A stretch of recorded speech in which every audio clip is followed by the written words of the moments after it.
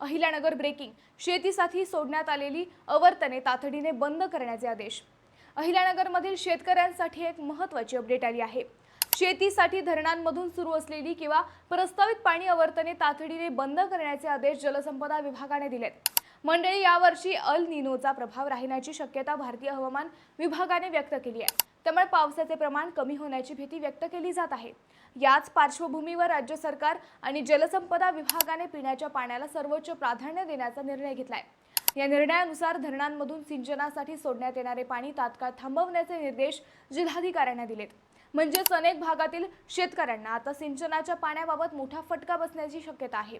सरकारचे म्हणणे आहे की 31 ऑगस्ट पर्यंत शहरी आणि ग्रामीण भागात पिण्याच्या पाण्याचा पुरवठा अखंडित राहिला पाहिजे। त्यामुळे धरणांमधील उपलब्ध पाणी साठ्याचा आढावा घेऊन तो प्रामुख्याने पिण्यासाठी राखून ठेवण्याचे आदेश दिले आहेत। याशिवाय बेकायदेशीर पाणी उपसा रोखण्यासाठीही कडक पावले उचलण्यात येत आहेत।